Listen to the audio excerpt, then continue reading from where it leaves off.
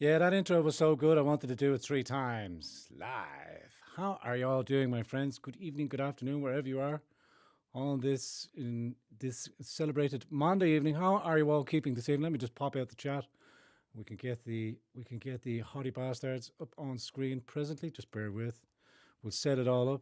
How was your weekend? How was your week? Hope you're in fine form, fine fetlock. My dear friends, I'm carrying a bit of an injury late this afternoon, just before my return from work. I tore my back up to shit, and I am slightly uncomfortable and sitting here, highly medicated on the ibuprofen, and it seems to be doing the job. Can I get a 5 by 5 from the live chat? How are you doing, friends, compatriots? How do I get the live chat here? Well, what I tend to do is I go here, and then I jump over here. I've got to unlock it. And then I'll just pop you out over here, and then I'll select the window, and we'll have the gang. We'll have the gang here with us now. Bosh, bosh, bosh. And let me say, can I get a 5 by 5? See how the crew are doing. Emmanuel joining us in the house is first and foremost. 5 by 5 from Colette. Thank you, Colette. Thank you for the feedback. Wayne also jumping in. Good evening. Great to see you as well. Back in form. 5 by 5. Lovely. We are live, ladies and gentlemen. We are live. I was mulling over this evening's disquisition, and I was in poor form from the back injury, and I was getting more agitated, as I slightly am here, squirming around in my seat, and I wanted to give it a shout. So don't be at all surprised if there's a little bit of shouting later on. I'm not promising it, but I'm in good form for it. I'm in a fine position for it. We got a Flaming Beret also joining us. Sean Muse Mago as the crew all jump and join in and say hello. Big John Doyle gives us a 5 by 5, and Millie Carlin also slipping in by the back door late as per usual. Millie, 10 press ups, 10 push ups. You know the drill. If you've been hanging around long enough, it's a physical punishment. Oh, coming your way. Anyway, I will touch in this evening on some statistics from our friend NWL, pushing us in the direction to keep an eye on the legal immigration, not only just the illegal immigration that's going on as well. The what we would use as a metric would be the PPS numbers, the issuance of the PPS numbers. And in the NWL's chat there, the layman did pop it out to prop it up. But NWL seemed to have garnished her information from the new EU, non-EU permits that are coming into through, and the top 10 countries listed that are pouring into the Republic here, into a dear old era.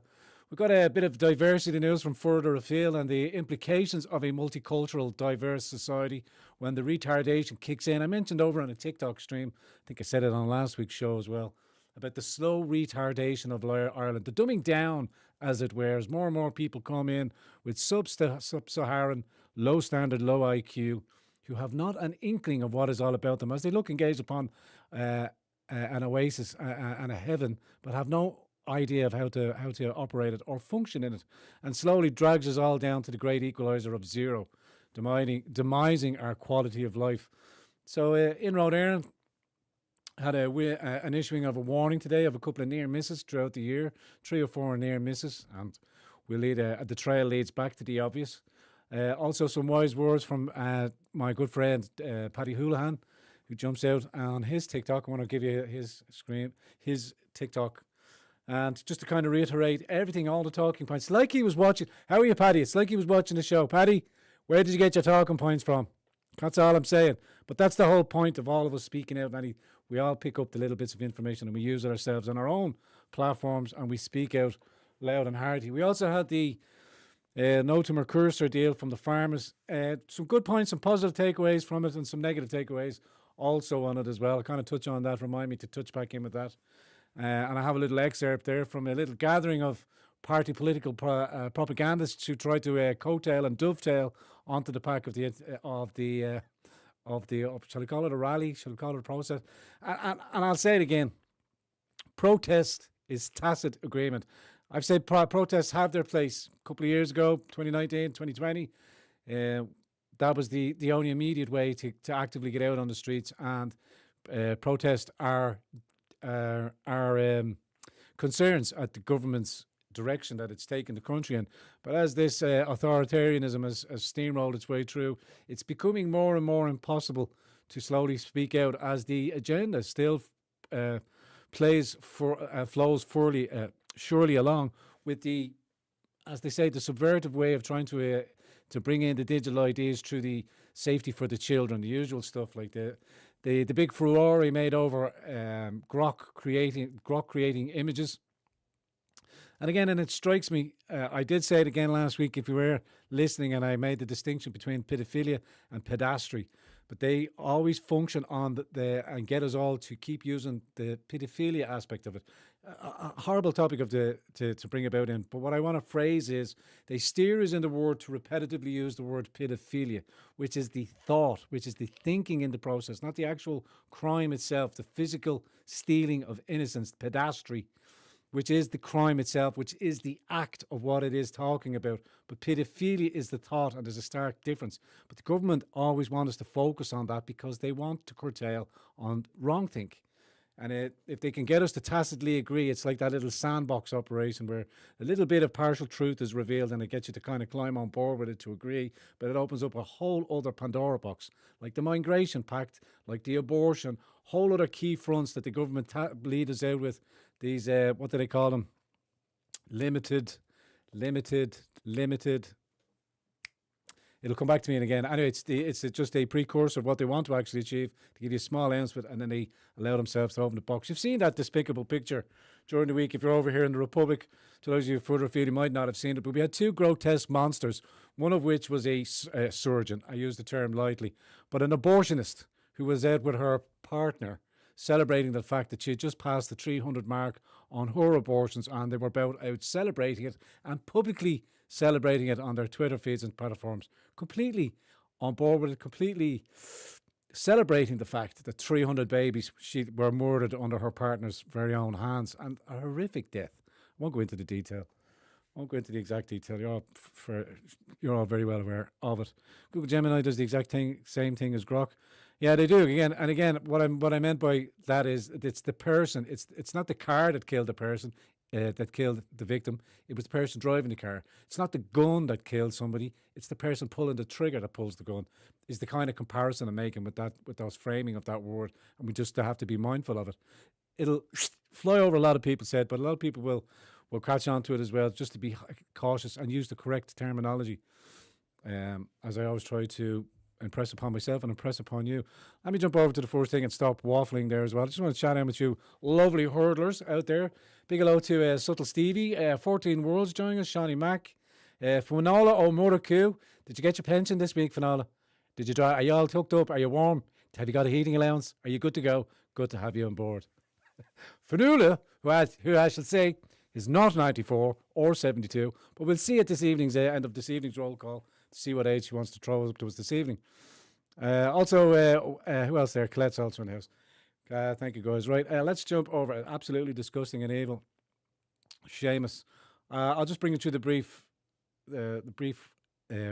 Twitter post that NWL has on her feed there. I think we've got the gang up there. You can see yourselves up there in the conversation. This posted out by NWL. No Irish main media, not even Gript, has reported on the 25,000 or so work permits from the data published by the Enterprise Minister at the weekend. This weekend just gone. 75% of the 31,000 non-EU permits came from these 10 countries, with India accounting for almost 30%. We'll blow it up on the screen there. Let me just drop out chat there for a wee second. I'll just, if you don't mind, chat, let me just drop you out of the way there, just so the folks can see the top 10 counties there. But by far, the number one, India, coming in at 9,947. Brazil then next, then the Philippines, then China, then Pakistan, South Africa, United States of America, Zimbabwe, Nigeria, Sri Lanka, and others. But you can see from month on month, starting there from November, December 24, I think it's 25 at the end. But some 4,500 new applications month on month. The year to end that was issued from October 25 year to end was 26,000. But by December, that had climbed to 31,044 on the top chart over to your top left. So again, a reminder, it is the legal immigration. It is also the Trojan horse of the Migration Pact as well, to allow dependents. Or what way are they describing them now? Not dependents, another D word, which escapes me. Again, another word that escapes me. They're uncommon. But the Migration Pact is essentially just the Trojan horse. One person gets in, and from what we've read many years ago on the UN agendas, it was up to 72 family members. Up to 72. I'm sure 54 and 72 rings a bell, but up to 72 extended family members. And the quantifier, what is an actual family member, is also loosely termed. Could be as far as first cousin, could be as far as next door neighbour and their grandparents. It'll be so wide open. It also makes me think of the Deagle.com I keep referring to back again. The futurist business sort of website that was kicking about during the pandemic. You'll all remember it. But it had a saturation population point for the British Isles from England and the Republic of Ireland. And I think I stated the numbers, but I'm 100% proof positive that it was total population saturation for the United Kingdom of 140 million, a nigh on doubling of what it is now. And for the dear old Republic of Ireland, a saturation population of 94 million. That's what stuck in my head. So we are only at the very beginning of what, if we allow it to continue, will eventually be the population. And I have some sauce on that in regards to the City West. We'll get to that towards the back end here.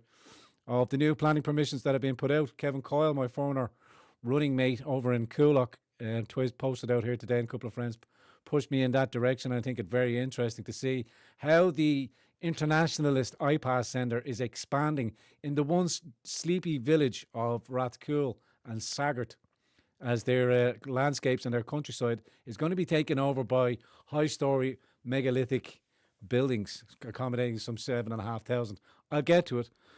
But I want to just, as I say, keep your attention focused on the legal immigration aspect that comes to mind. And with the retardation of the driving matters, looking further afield, I said our good friend, Australian Senator Malcolm Roberts, who you've seen a lot of over during the pandemic, who was a very outspoken MP for the Australian Parliament and was pushing back on all the draconian measurements that they pulled in. And again, I'll remind you, ladies and gentlemen, they are still going ahead. And if in anything, they're doubling down. If they could either put their hands up and say, yep, you got us, this ain't happening, and stand by their countries and stand by their nationalities, even as the enterprise of the EU is slowly capitulating and falling. This last, I'm steering off courses, I will get to it. This last desperate attempt to inflict a war or to start a war with Russia so that the general population will be distracted from the crippling economy and the crippling Black Swan event that is just around the corner. I keep saying it every year. I don't say that every year, but Black Swan 2026, got to be something happening this year. We're already ripe off the mark with the kidnapping of Maduro. And I accept from a external force, all eyes here back in Ireland, these mid-level mandarins are going to double down and push it all through as quick as they can so they can shush and silence dissent. Malcolm Roberts, the Australian Senator, slams government for failing to act on purchased degrees by Indian students. Australian Senator Malcolm Robertson criticised the Albanese government over alleged inaction on purchased degrees by Indian students, visa breaches, deportation demands and concerns affecting education sector. The Australian Senator Malcolm Robertson has strongly criticised the Albanese government for failing to take action against foreign students, many from India, who allegedly used purchased or fake university degrees to study and work in Australia. His post on X came after recent developments in India, where Kerala police uncovered a massive fake certification racket involving forged university degrees. Also over in the UK, I didn't have that up there. I'll play the video there with Malcolm. Also in the UK, the big another thing with the Nigerian nurses, many of them being relieved of duties and told to step down because many of their certificates were indeed false or purchased and many of them, again, I had another clip there from a doctor who had, in the UK, who had conducted some barbaric operations, left many people crippled, and left their quality of life degrading, had no idea, had no business being in an operating theatre, and again, got off with a light prosecution or a light charge. Jean Murray, how are you? Just seeing you there on the bottom of the chat. Great to see you, Chicken. Thanks for jumping in and saying hello. Let's have a little excerpt from Malcolm's talk in the Australian Parliament here. Have a quick listen to this. Senator Roberts. Thank you, President. My question is to Minister Watt, representing the Minister for Immigration. In July, the Australian Skills Quality Authority issued notices cancelling the qualifications of more than 4,200 foreign students, largely studying aged care and early childhood, after education provider SPES Education Proprietary Limited was deregistered for running a cash for diplomas operation scheme. In 2024, 23,000 foreign students were caught purchasing their qualification, which is a breach of Condition 8202, applying to all Class 500 student visa holders. In short, Minister Watt, these foreign students are in breach of their visa. Minister, will you cancel the visas of these 23,000 students and any others who cheated when purchasing their qualification? Thank you, Senator Roberts. Minister Watt. So you can say you don't have to hear the reply. There'd be all the usual grandstanding and bandstanding, but no action will partake unless we, the people, mobilise ourselves. You can see it's coming. It's coming. Unless we mobilise ourselves in mass non-compliance, which I think is what we said, which would lead me up to. I'll get to the mass non-compliance as well. But then during the week, popped out on Twitter as well, RTE reporting that Inroad Éireann had been issued with an urgent safety advice notice after a series of near misses between trains and employees over the past 3 years. The Railway Accident and Investigation Unit has said, I'm not going to open RTE there and read through it, but it was our good friend 243 Cal over on Twitter, as Irish Rail launches recruitment drive to fill 130 roles within the company, hiring more women and diverse backgrounds for career paths. So you can see where the inevitable retardation sets in when there's a whole unit of many thousands of people coming in with fake documentation and being given the controls of some, even the criteria for being a train driver and the years of training that it was undertaken, all have been bypassed, all would have been rushed through to meet diversity quotas. And the reason business gets involved in all of that and all this DEI stuff as well, I'll just mention again, I'm sure you're well aware, is they get they get great access to cheap credit. The more DEI that they proclaim and the more that they absolutely push out in the diversity sectors. Oh, look at us, we're 50% women. Oh, look at us, we're 85% black, Asian, whatever the hell you're having yourself, or white Caucasian, all of this general mix mash. They will get access to cheaper credit just for pushing the woke virus ahead. So it's good to see that it is slowly coming back, but it inevitable consequences. And like, again, the retardation of our functionary institutions and our private sector. Train drivers see it, with bus drivers see it on the Lewis every time again. The Lewis charging up on the way to Abbey Street, straight O'Connell Street, and just ploughing into pedestrians time and time again with the usual candidates at the helm. Oh, doctor, dear doctor. Sean McGough has given us an early one, Castlecomer or Ballygrat. Are you just checking in now, Shawnee Mac? Getting it out there now? Fair play. I want to give you a quick listen to, like I said, our good friend Paddy Holohan. And I'm trying to be as quick and as brief as I possibly can because, as you can imagine, I'm a little bit uncomfortable. So I want to try and keep it concise and under an hour. But like I said to you all, I really do appreciate you. Tail Chaser jumping in, joining in, doing a bit of moderation. Thank you for that. So don't see, we have old Blinky's probably busy over in Canada. Have a listen to Paddy Holohan here, councillor for, I think still councillor Paddy Holohan, but a great voice for Ireland and another man that's slowly deducing it and coming to the logical conclusion of what is occurring. Has this great little message for us as well, and I would encourage you to go over, I think it was Terry6 over on TikTok pushed it out. But if you know the man, you're from around the area, you've seen the great Paddy Holohan walking around, one of the staunchest NWA and great fighter, but always on top of the mark. Have a listen to the words here from Paddy. There's one thing that you do in 2026, it's resist online government verification, or short, digital ID. So, now listen, I know you would need your head on a swivel to keep up with the things that are going on in this world right now. But right now in this beautiful Ireland, there is something in the background which is digital ID, and the safety of children is being used as a vehicle to usher this in. The government cared about the children. They have many ways to prove that to the people, through investigations that they've covered and locked up over the years, and situations that they've just brushed under the rug. They need to prove that they care about the children. Do not use our children to try and usher in a digital ID. No matter what we were divided on over the past while, this is something that we must unite on. And if we do unite on this, and for a long period of time, we hold to our guns, this goes in the bin. This would actually bid the media companies against the government. It wouldn't be the people versus the government. The media companies would see a massive drop in usage, and they would have to take this up with the government. Do not comply with this. This is a Trojan horse. Once the government gets a fingernail in the door with these policies, they evolve. This will move into revenue, all of your services online. You will need to have a digital verification to make sure that you use them things. You really trust the government to not use this in times of crisis against the people? During COVID, the vaccine pass was the MOX, but the test is coming up, and it's important, no matter what kind of rivalries or what disagreements you had with people, let's unite on this one. Email your local councillors, your TDs, and that will be your receipt for when the time comes, that you didn't sit there with your hands in your pockets. But most importantly, when it does come, mass resistance and mass non-compliance is the way to beat this. This stuff is fueled on compliance, so compliance makes this stuff run. There's a massive group of people who do not feel represented in this country. They need to stick together, and if they stick together, we can win this one. This one goes in the bin. God bless. God bless, Paddy. I seen your comment there, Liz, as well. Paddy's cycling past an iPass demonstration as well. You don't know.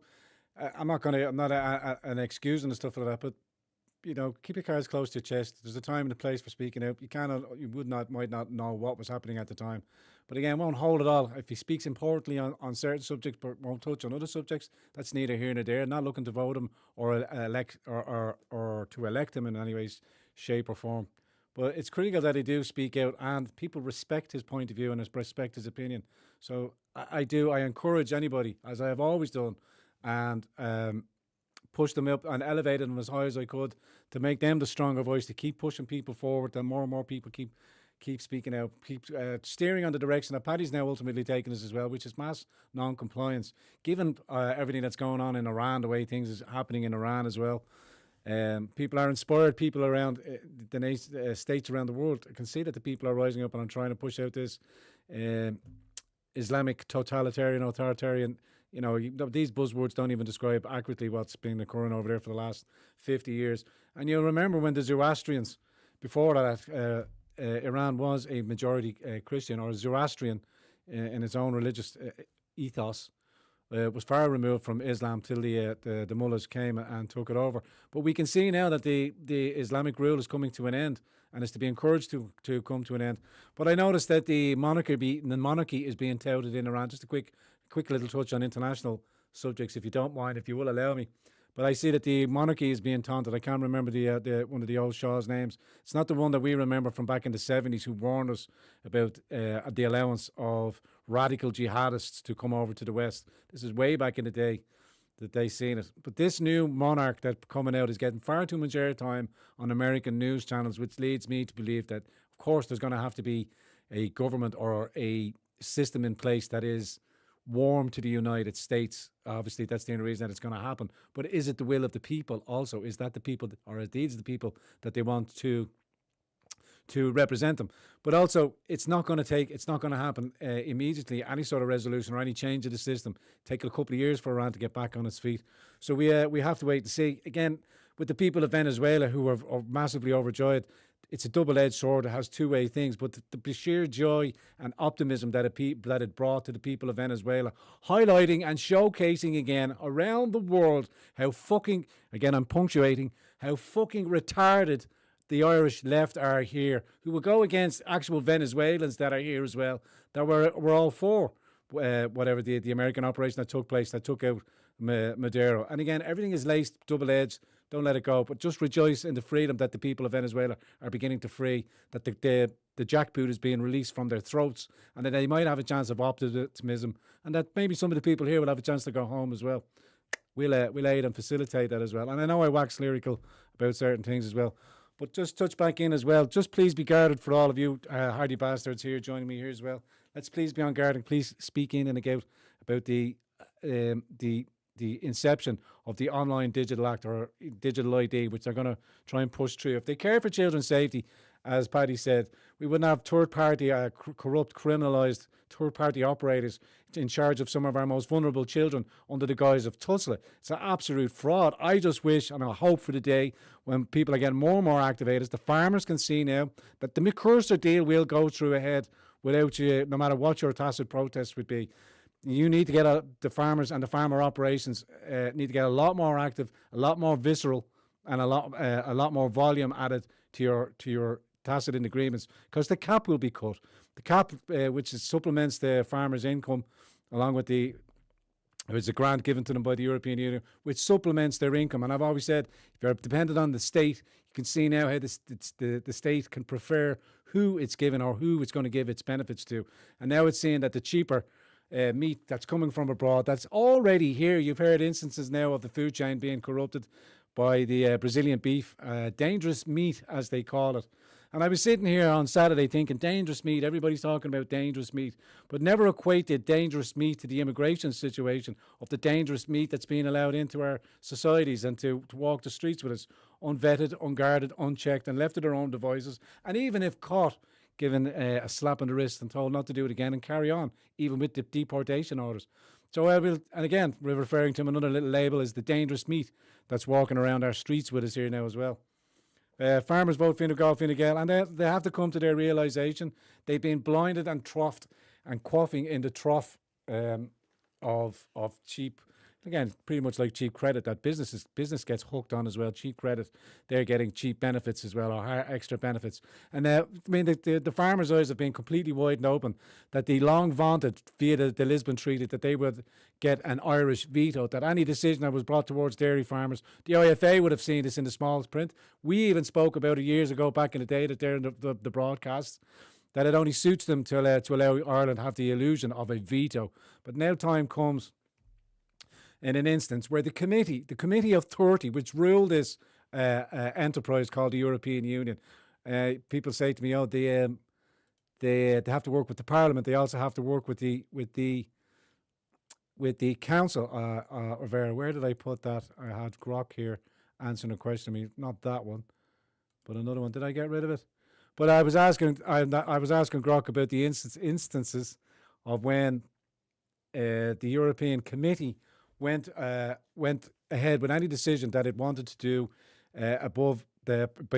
bypassing the Parliament and bypassing the Council. And it's done it on numerous occasions. Ursula von der Leyen, the corrupt little hag that she is, again, is the one that signed the very secretive contracts with Pfizer, which she's still under investigation for here as well. So there's no means, and no matter as in regards to the farmer, that this Mercosur deal is going to go through. And unless you take drastic action, which is to be seen by doing what the truckers are doing or the farmers are doing in England, which is stopping supermarkets, I have to be very careful the way I phrase things. I have to be mindful how I say things. Not, the usual buzzwords, hashtag in Minecraft, everything in Minecraft.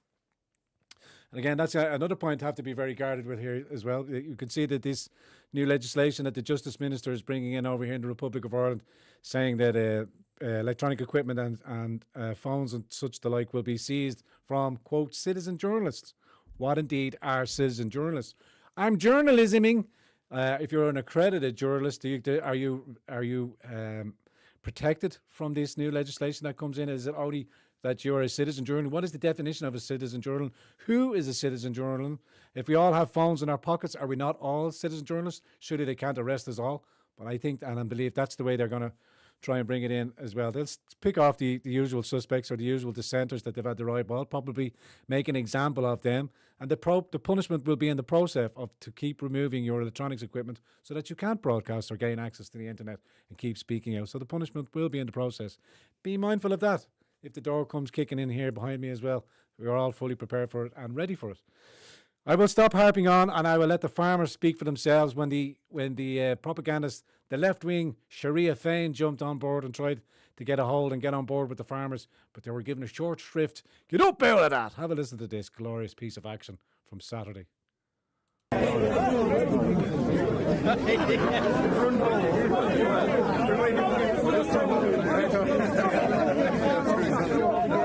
Yeah, all right. Yesterday you were standing here for the fucking corner.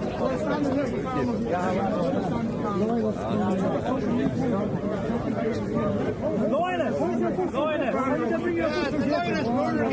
Yeah, I know who you fucking are. We know who you are. Oh, you're a fucking traitor. Yeah, you're a fucking traitor. Sure you will. The farmers know. The farmers know.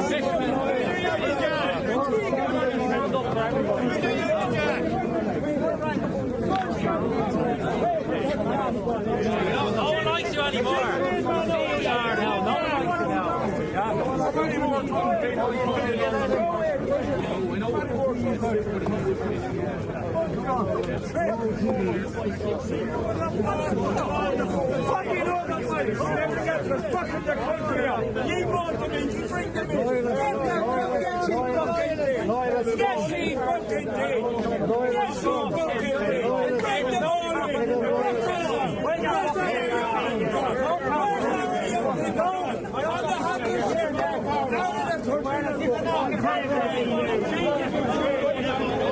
We leave it down there as well. It's a very elevated voice, a lot of emotion kicking about there, as you can imagine. But some of the farmers very well lit, very well aware of what Sharia Fein were attempting to do.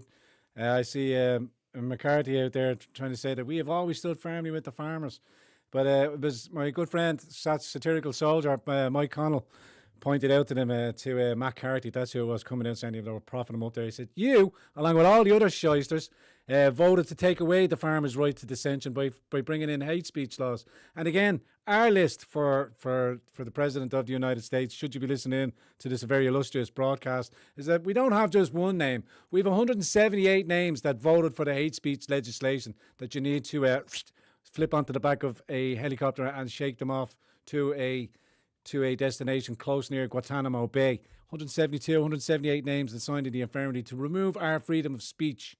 And again, that's still very much to play for as well. But we already have that list. That list is there. We're making lists. Watch the lefties lose their minds. They're making lists. You're damn right you're on that list. Damn right. Damn straight, I said. How's everybody doing? Brazilian beef is already being sold in Ireland now. I know, under the guise of being produced and very proudly made. I'm very suspicious of that one called Inshallah. Do you ever see that one? Inshallah. Trying to make it Irish, but it's Inshallah is the way the Muslims. So I would say that's Sharia beef as well. Sharia beef. I know, I've just made it up. I've just made it up this instant. Okay, let's fine-tune our skills in on the immigration problem. And the tactics that I have said and reminded you as well, taqiyya, that you can lie with the kafir, that Muslims are instructed that they can be friends of the kafir, but they cannot be friendly with the kafir. And they have this playbook that has been given to them through their theology and the way it's explained to them as well, of how they should conduct themselves until they become the majority, as we can see play out throughout Western societies and more Western countries that have allowed more and more of a certain ideology to come in place, that the more they start to feel emboldened, the more that you'll see their true colours. And this excerpt here as well, because it reminds me of the Rwanda situation. I always thought that the Rwanda situation was a test bed because what happened, as I understand, in the Rwanda situation is that it was a mass immigration from the north that came down south into the Rwandan people, to be the Tutsis and the Hutus, if you remember. But it was the mass movement of Tutus or Hutsis, I can't remember which, that came into the other area, befriended them, and then outnumbered them eventually when the large numbers of immigration weren't curtailed, that they became the minority, and that's when the butchering started. That was the test bed for me. Again, similar aspects here. This gentleman, this little video broadcast breaks it down for everybody as well of what the statistic is. And you will see the change in language and how they will conduct themselves as they become more emboldened by the numbers, which is critical for us to understand and critical for us to curtail and reduce. Is this what Muslims do to take over every nation they want to conquer? Listen up. What is playing out in Nigeria right now could be what would play out in America 30 years from now. To acknowledge how Islam has conquered every nation it's touched, it hasn't been by voluntary conversion. It has been done by the sword. It is not in their religion to assimilate to a culture in an area that you move into. You are commanded to dominate that culture and make everybody submit to you. So for people to say, there's a mosque going up in my backyard, let's celebrate it. No. That is a sign of them conquering your territory. That is how they view it. If They have a minority population. They have to be nice, play nice, and be quiet. But Yep. once they reach that threshold, the political threshold, is when the violence occurs. I get the same story from survivors in Nigeria. They say the Fulani moved in. Our kids played together. We did business together. Everything was fine until the one day where even their neighbors partook in the attacks and then stole their property and took everything they had. Fulani have a saying in Nigeria: treat the Christian like a pet chicken. You raise the chicken, you feed the chicken, you pet the chicken, love the chicken until it's time to chop off its. Is this I see in the comment section there as well, talking about most farmers are pro-immigration as well, because they will suckle on the profit of cheap labour as well. Again, the whole business is signed up to the swatting and the drowning of Ireland in mass numbers. Hence why the subordinate beef is being pumped in, because the population of the drastic increase in population has to be fed, has to be watered. They don't care if we live here in squalor if they don't maintain the infrastructure or push out. They're just maintained in the profit margins. And if they can keep bringing more and more people in to depress wages and keep us all fighting each other because wages are being pushed down because there's a mass influx of cheap, unfettered labour. That's what business gets its jollies off on, and that's why they're all chomping at the bit. But again, this tactic first brought to me by Dr. Bill Warner. It plays out time and time again. And I was reminded then of Yasser Arafat way back in the day, and I was asking Grok, what did Yasser Arafat say to his supporters when they were having to sign a controversial treaty with Israel, the Oslo Accords, back in the day, and their supporters? And he was trying to instill upon them, remember, there was a certain incident that happened way back. It's here in with Grok, and I'll read it through with you now.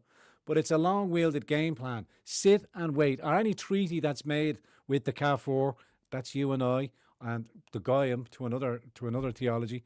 But the Kafur, treat the Kafur and be friendly with them till we become the majority, and then we will start demanding Sharia law.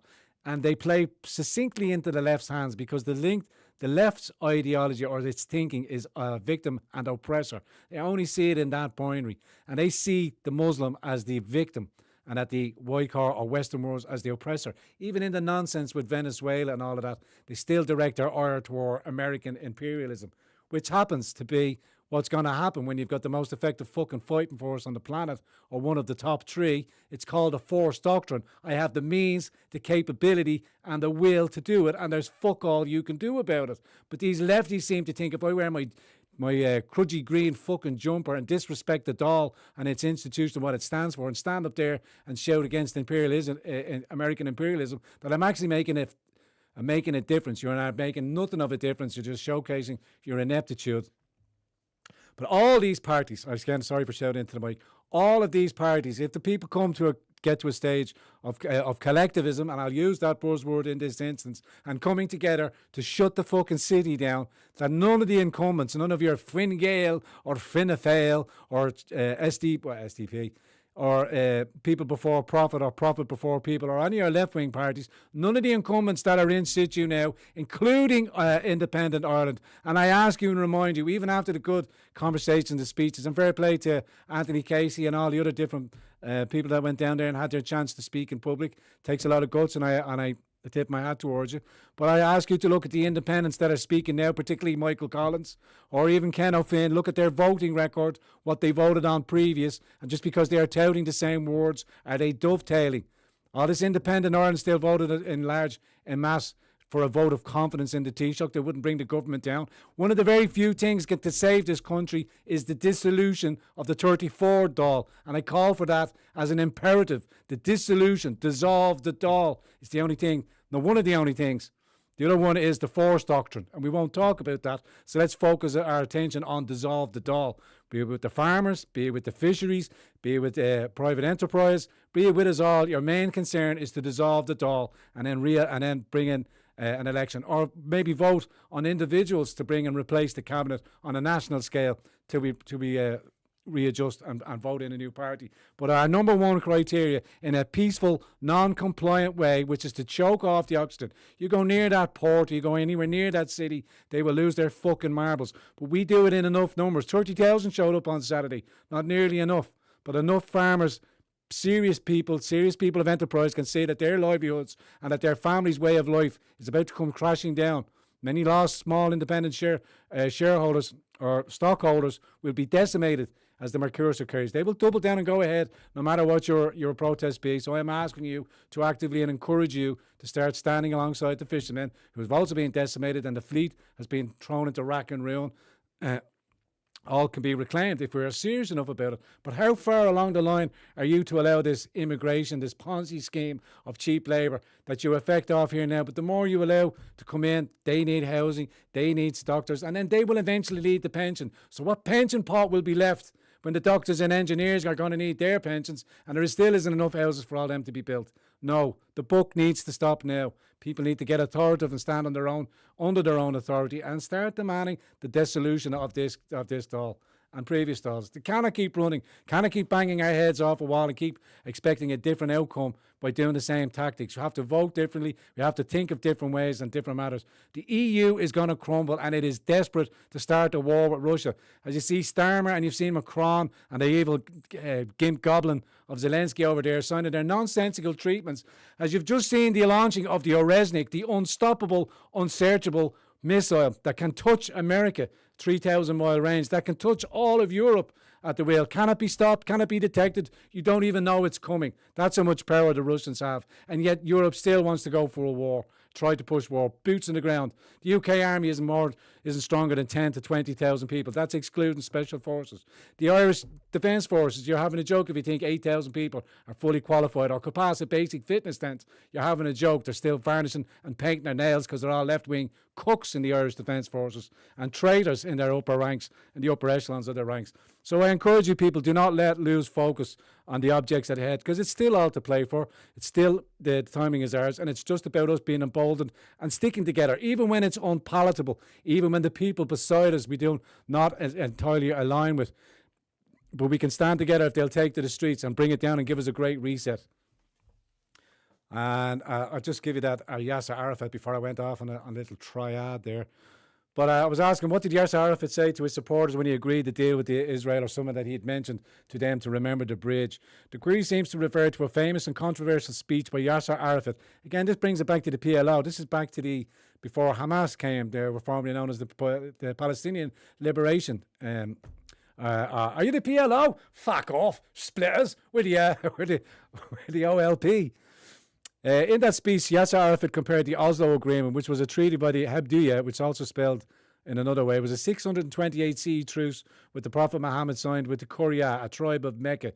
The treaty was meant to be for 10 years, but was broken by the Quraysh, allowing Muhammad to later conquer it. It's a well-known thing that they use and come back to time and time again, and that they use for themselves. And last but not least, and I'm just going to leave the brevity because I'm getting a bit cranky because the back's getting stiff. I'm going to leave you on these few words. If you could, you can throw out your roll call there and we can read it in the chat. But I do have to sign off, ladies and gentlemen, because I'm becoming increasingly uncomfortable and in quite a little bit of pain. So I'm going to move on tonight's disposition before I play you one last final video that I encourage you all to listen to, because it's not just me saying it, it's not just you saying it. There are a lot of us out there thinking along the same lines, and it is a slow culmination that it is slowly, ever so slowly coming together. People are beginning to recognise, people are beginning to understand what it's going to take and what we need to do, and they're coming together. People of logical, sound thinking minds. We'll have a lot of detractors, we'll have a lot of naysayers, and we'll have a lot of physical force.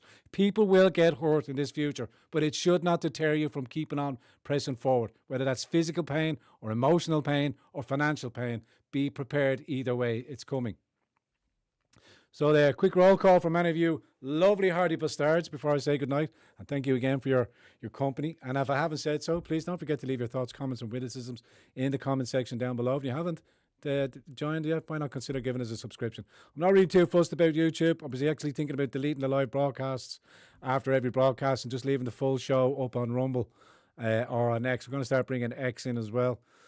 Because YouTube is a bit of a tarp for me as well. Why was the channel brought back up just in time for the digital service? Like, the roll call is slowly coming in and starting to fill up. Sorry for shouting into the mic again. Thought the auto game might catch it there. Who's kicking us off here tonight? If you could. We've got Colette Dunn shouting in. Wexford for 60, great age. Colette, great to see you. Thank you very much for your company and thanks for tuning in. DMSO for your back. I think a hard injection. Put castor oil on it first. I have castor oil there, actually. I'll give that a go. That works wonders on my knees. The Flaming Beret is in Mayo, 41. Great to have you. Thank you for that. Ibuprofen, I have a little bit there still going on. Ibuprofen may cause ranting. Deal with that sort of thing. We got Liz Pepper joining us from Tala at 58. Good to see you, Liz. Thanks very much for your comments. Take it easy. Appreciate that, Nick. A night from America. Thank you, Rylan. Very good to have you on board. Appreciate that. Only a short little rant there tonight, folks. But again, just to enthuse us, to keep us motivated, keep the heckles up. There's a long, unyielding plan. There's plenty there for us to discover, but just keep the faith together. I'll let this other gentleman finishes off tonight. There's a great little broadcast there. Spanish Chicken says, cheers, shaggers. Sheepdog is from Killa. Shawnee Mack also saying, joining us from Kilkenny, the great county of Kilkenny. Spanish Chicken and Cookie and Pete is live. Make sure you make your way over there, folks, afterwards. Good night, GT from Wicklow. Thank you for that, Liz. Clondalkin from Fanula, not disclosing the age. Very, very wise, very cautious of you.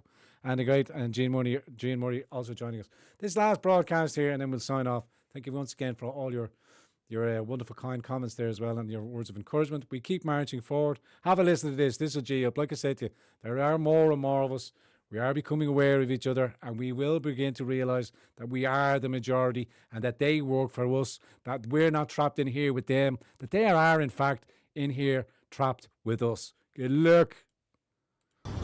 Jesus Christ, the King of all kings. Do not be fooled from the false prophets that will take our streets in the UK, Ireland and Northern Ireland. I come here today to tell you now, we must fight together, we must stand strong for our children's sake, for your mother's sake, your father's sake, your grandparents' sake. Let's stand strong against the darkness and let's fucking rise together. Let's fucking go.